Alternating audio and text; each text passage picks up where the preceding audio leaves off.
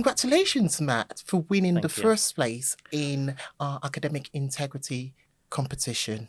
Thank you. Thank you. I visited your class. Yes, you did. Yes. I saw your students and you. Yes. Can I just say you are amazing in a classroom? Thank you so much. Thank you. Tell us, what do you do at GBS and who are you? So, as you kind of said, my name is Matthew Peake, and I'm an assistant lecturer in study skills working in the Canterbury Christchurch University Partnership.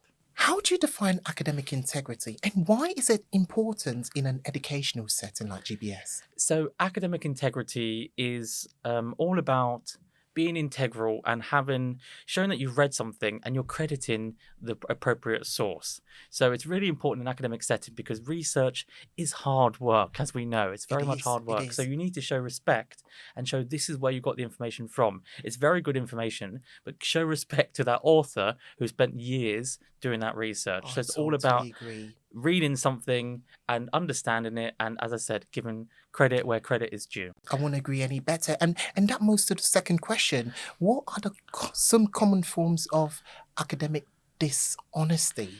So academic dishonesty is a big range, as we all kind of know. It starts from kind of one end where you've got kind of poor academic practice, essentially. Right. So, and there we can be a bit more lenient with students because they're learning, essentially. So they might reference inappropriately or use the wrong style or something like that. They're developing their academic skills. So you can be a bit more lenient. However, the other end, which is the bad end. So that's your intention to deceive. So that is the proper academic misconduct. Unfortunately, the whole range nowadays is that academic misconduct range. But that intention to deceive, that's the very, very bad end, which we try to avoid as much as possible. The kind of we can be lenient, as I said, with the kind of practicing or learning their academic skills, but we cannot with intention to deceive. And unfortunately, that does happen. So. And I love the fact of bringing in academic skills into place, you know.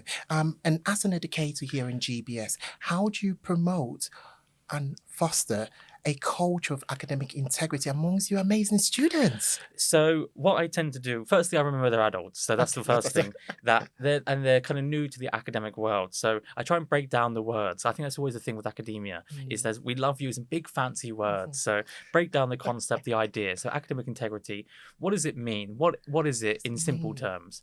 So for students, I try and explain that to them. If their friend or colleague, partner was working really hard on something, would they appreciate it if someone stole their idea? Obviously, the answer is no. So that's why I try and explain to them. The same thing with kind of academic work. It's someone else's hard work, so you've got to be nice and be respectful and show credit where credit is due. Also, it's about communication, I think, as well. So speaking to the students, explain, as I said, the concept and the ways in which we do it in an academic world as well. And I really like working with peer-to-peer support. So a lot of the students, as we all know, will have varying skills to varying degrees. So some will be stronger and understand the concept and the idea straight away. Others maybe not so much. So getting them to kind of communicate with each other and help each other out with those kind of different ideas. Oh, thank you so much. And what resources or support do you provide to your students to help them develop good academic practices? So in terms of developing their academic practice, communication, as I said, which you highlighted. It's one of the kind of main things I do. A lot of feedback as well, actually, I like to do, is sit with the students, look at drafts, and I say to them constantly, and if you ever read my kind of feedback forums or other things like that, it's always about send me your work. I'm more than happy to go 400 million times back and forth with students via email or face-to-face, just to see those drafts and see where they're going right and going wrong. Because again, I should mention that we should also show students when they're doing well as well. Not always the negative of saying this is wrong, but this is very good, and you're doing really well with this. There's slight errors here. So for me, it's about kind of communication, feedback, and also what I kind of mentioned earlier is sharing with other students, because they do have strengths and weaknesses. So it's about kind of hopefully setting that balance within the classroom by sharing their kind of ideas. Very interesting. And that moves me, Matt, to my last question of today, which is the $1 million question. Okay. Now, the big question is AI in education.